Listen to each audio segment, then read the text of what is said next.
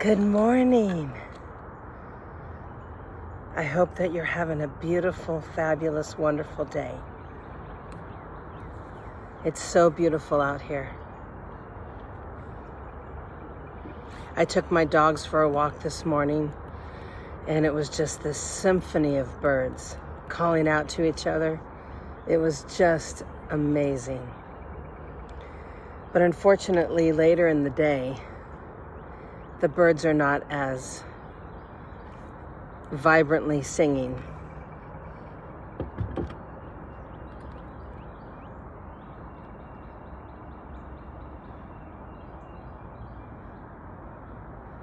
It's so beautiful. Okay, let's read God's word, since He is the one who created all of this.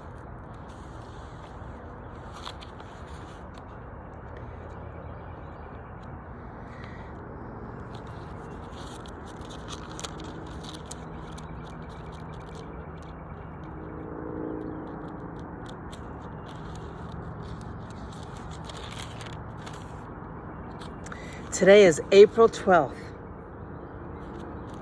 and we're going to start in 1 Chronicles 9:35 through 39. King Saul's family tree. Jael, the father of Gibeon, lived in the town of Gibeon. His wife's name was Maacah, and was his oldest son named Abdon. Jael's other sons were Zur, Kish, Baal, Ner, Nadab, Gedor, Ahio, Zechariah, and Mikloth. Mikloth was the father of Shimeon, and all these families lived near each other in Jerusalem. Ker was the father of Kish. Kish was the father of Saul, and Saul was the father of Jonathan, Michaelushia, Abinab, and Eshbaal. 1 Samuel 13:1 through 5. Continued war with the Philistia. Saul was 30 years old when he became king, and he reigned for 42 years. Saul selected 3,000 special troops from the army of Israel and sent the rest of the men home. He took 2,000 of the chosen men with him to Michmash and the hill country of Bethel. The other 1,000 went with Saul's son Jonathan to Gibeah in the land of Benjamin.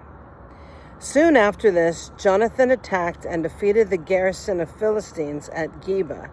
The news spread quickly among the Philistines.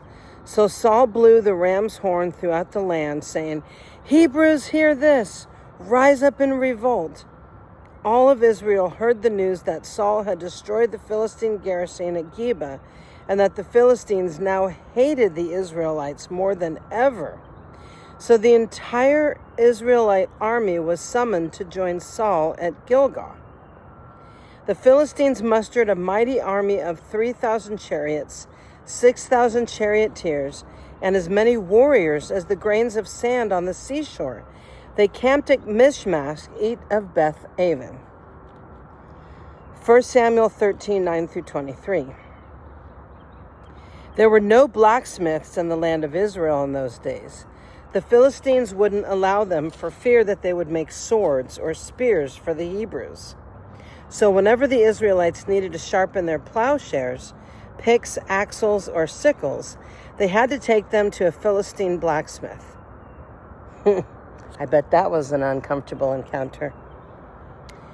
The charges were as follows: 1/4 ounce of silver for sharpening a plowshare or a pick, and 1/8 ounce for sharpening an axe or making the point of an ox goad. So on the day of the battle, none of the people of Israel had a sword or a spear, except for Saul and Jonathan. The pass at Michmash had meanwhile been secured by a contingent of the Philistine army. 1 Samuel 13:6, 7 through 8.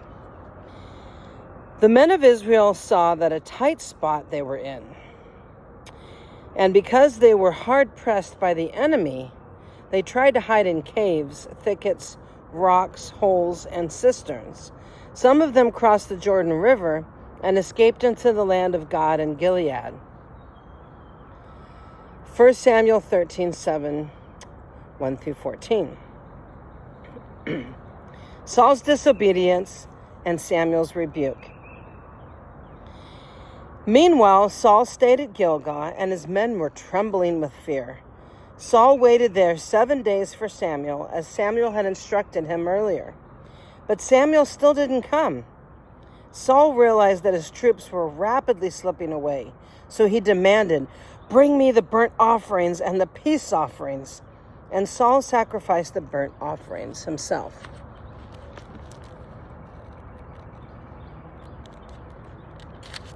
Just as Saul was finishing with the burnt offering, Samuel arrived, and Saul went out to meet and welcome him. But Samuel said, "What is this that you have done?" And Saul replied, "I saw my men scattering from me, and you didn't arrive when you said that you would, and the Philistines are at Michmash, ready for battle.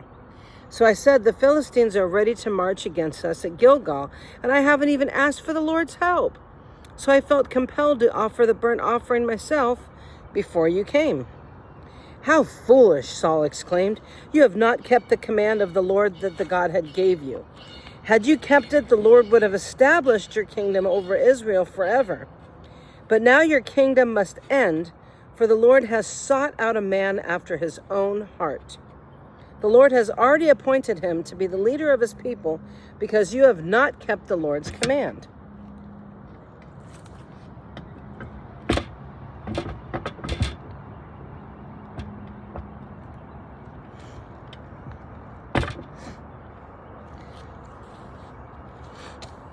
The sun was getting in my eyes. 1 Samuel 13:15 through 18. Israel's military disadvantage. Samuel then left Gilgal and went on his way, but the rest of the troops went with Saul to meet the army. They went up from Gilgal to Gibeath in the land of Benjamin. When Saul counted the men who were still with him, he found only 600 were left. Saul and Jonathan and the troops went with them, and they were staying at Geba in the land of Benjamin. The Philistines set up their camp at Michmash, and 3 raiding parties soon left the camp of the Philistines.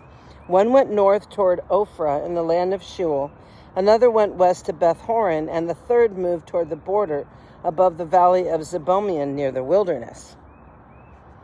1 Samuel 14, 1 through 15. Jonathan's daring plan. One day, Jonathan said to his armor bearer, "Come on, let's go over to where the Philistines have their outpost." But Jonathan didn't tell his father what he was doing. Meanwhile, Saul and his 600 men were camped on the outskirts of Gibeah around the pomegranate tree at Migron. Among Saul's men were Ahaz, the priest, who was wearing the ephod and the priestly vest. Ahaz was the son of Ichabod's brother, Atabed, son of Phinehas, son of Eli, the priest of the Lord who had served at Shiloh. Now one realized that Jonathan had left the Israel camp. To reach the Philistine outpost, Jonathan had to go down between 2 rocky cliffs that were called Bozez and Seneth. The cliff on the north was in front of Michmash, and the one on the south was in front of Geba. "Let's go across to the outpost of those pagans," Jonathan said to his armor bearer. "Perhaps the Lord will help us, for nothing can hinder the Lord." That's right. He can win a battle whether he has many warriors or only a few. That is absolutely true. "Well, do what you think is best," the armor bearer replied. "I'm with you completely, whatever you decide." "All right, then," Jonathan told him. "We will cross over and let them see us. If they say to us, 'Stay where you are or we'll kill you,' then we will stop and not go up to them. But if they say, 'Come on up and fight,' then we will go up. That will be the Lord's sign that he will help us defeat them." When the Philistines saw them coming, they shouted, "Look, the Hebrews are crawling out of their holes." When the men from the outpost shouted to Jonathan, "Come up here and we'll teach you a lesson."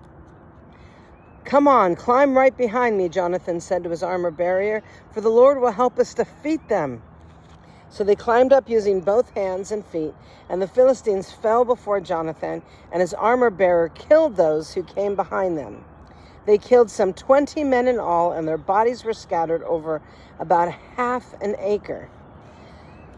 Suddenly, panic broke out in the Philistine army, both in the camp and in the field, including even the outposts and raiding parties. And just then an earthquake struck, and everyone was terrified. See, the Lord can cause anything to happen. Isn't that amazing?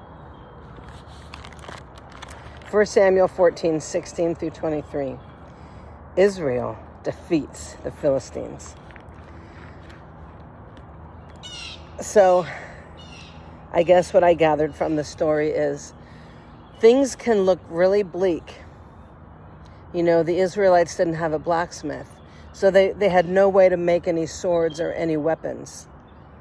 But God caused them to be champions. See, God can do anything. You know, we don't have this, we don't have that, we don't have a vehicle, we're not able to get this done or that done. But God can make everything work out. That should give us hope. When our situation looks hopeless, that should give us hope. 1 Samuel 14, 16 through 23. Saul's lookouts at Gibeah and Benjamin. Israel defeats the Philistines. Saul's lookouts at Gibeah and Benjamin saw a strange sight. The vast army of Philistines began to melt away in every direction. Call the roll and find out who's missing, Saul ordered.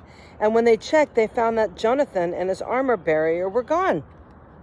Then Saul shouted to Elijah, "Bring the ephod here." For at that time, Ahijah was wearing the ephod in front of the Israelites. But while Saul was talking to the priest, the confusion in the Philistine camp grew louder and louder. So Saul said to the priest, "Well, never mind, let's get going." Then Saul and all his men rushed out to the battle and found that the Philistines killing each other. There was a terrible confusion everywhere. Even the Hebrews who had previously gone over to the Philistine army revolted and joined in with Saul, Jonathan, and the rest of the Israelites. Likewise, the men of Israel who were hiding in the hill country of Ephraim joined the chase when they saw the Philistines running away. So the Lord saved Israel that day, and the battle continued to rage even beyond Beth-aven. See, Satan is the author of confusion. So if there's demons involved, then I believe confusion is going to happen. So anytime that you know, if you're in a situation that seems really oddly confusing, check to see what spirits might be behind the whole thing. So the Philistines totally got confused and they fought each other. 1 Samuel 14:24 through 46. Saul's foolish oath. Now the men of Israel were pressed to exhaustion that day because Saul had placed them under an oath, saying, "Let a curse fall on anybody who eats before evening, before I have full revenge on my enemies." So no one ate anything at all that day, even though they had all found honeycomb on the ground in the forest. They didn't dare touch the honey because they all feared that the oath they had taken. But Jonathan had not heard his father's command, and he dipped the end of his stick into a piece of honeycomb and ate the honey. After he had eaten it, he felt refreshed. But one of the men saw him and said, "Your father made the army take a strict oath that anybody who eats food today will be cursed. That is why everyone is weary and faint." "Well, my father has made trouble for us all," Jonathan exclaimed. "A command like that only hurts us. See how refreshed I am, and that I have eaten this little bit of honey. If the men have been allowed to eat freely from the food that they found among their enemies, think about how many Philistines we could have killed." They chased and killed the Philistines all day from Michmash to Alajon, growing more and more faint. That evening they rushed for the battle plunder and butchered the sheep, goats, cattle, and calves, but they ate them without draining the blood. Oh, yuck. Someone reported to Saul, "Look, the men are sinning against the Lord by eating meat that still has blood in it." "That is very wrong," Saul said. "Find a large stone and roll it over there. Then go out among the troops and tell them, 'Bring the cattle, sheep, and the goats here to me. Kill them here and drain the blood before you eat them. Do not sin against the Lord by eating meat with the blood still in it." So that night all the troops brought their animals and slaughtered them there. Then Saul built an altar to the Lord, and it was the first of the altars he built to the Lord. Then Saul said, "Let's chase the Philistines all night and plunder them until sunrise. Let's destroy every last one of them." The men replied, "Well, okay, we'll do whatever you think is best." But the priest said, "Let's ask God first." So Saul asked God, "Should we go after the Philistines? Will you help us defeat them?" But God made no reply that day. Then Saul said to the leaders, "Well, something's wrong. I want all my army commanders to come here. We must find out what sin was committed today. I vow by the name of the Lord who rescued Israel that the sinner will surely die, even if it is my own son Jonathan." But no one would tell him what the trouble was. Then Saul said, Jonathan and I will stand over there, and all of you stand over there." And the people responded to Saul, "Well, whatever you think is best." Then Saul prayed, "O Lord, God of Israel, please show us who is guilty and who is innocent." Then they cast sacred lots, and Jonathan and Saul were chosen as the guilty ones, and the people were declared innocent. Now Saul said, "Now cast lots again and choose between me and Jonathan." And Jonathan was chosen to be the guilty one. "Tell me what you have done," Saul demanded of Jonathan. "I tasted a little honey," Jonathan admitted. "It was only a little bit on the end of my stick. I mean, does that deserve death?" "Yes, Jonathan," Saul said. "You must die. May God strike me and even kill me if you do not die for this." But the people broke in and they said to Saul, "Jonathan has won this great victory for Israel. Should he die? I mean, far from it. As surely as the Lord lives, not one hair on his head will be touched, for God helped him do a great deed today." So the people rescued Jonathan, and he was not put to death. Then Saul called back to the army from chasing the Philistines, and the Philistines returned home. Oh, thank God. 1 Samuel 14:47 through 52. Saul's military successes. Now when Saul had secured his grasp on Israel's throne, he fought against his enemies in every direction, against Moab, Ammon, Edom, the kings of Zobah, and the Philistines. And wherever he turned, he was victorious. He performed great deeds and conquered the Amalekites, saving Israel from all those who had plundered them. Saul's sons included Jonathan, Ishbosheth, and Malchishua. He also had 2 daughters, Merab, and the older was Michal. Saul's wife was Ahinoam, the daughter of Amazaz. The commander of Saul's army was Abner, and the son of Saul's uncle Ner. Saul's father Kish and Abner's father Ner were both sons of Abiel.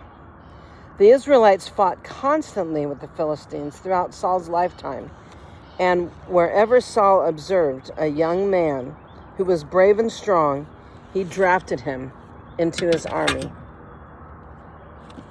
So there you have it. Thank you for joining me today. And I'd like to show you this beautiful place that I'm in.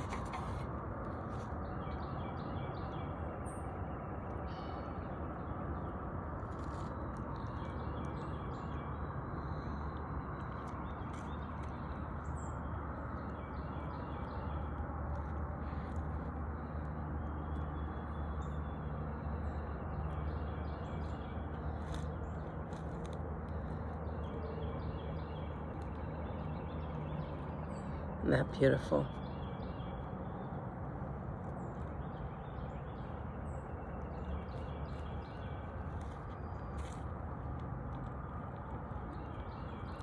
I think a train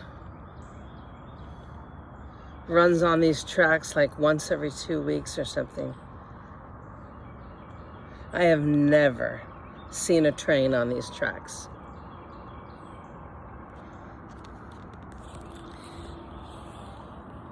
Well, God bless you, and thanks for joining me today. And just know that any kind of crisis you're in, if you call upon the Lord, I believe that He will cause things to happen that we have no idea. He's working behind the scenes, protecting us, fighting for us, protecting us, making sure we're victorious. As long as we serve and worship Him and turn away from idols, I believe our life will be blessed.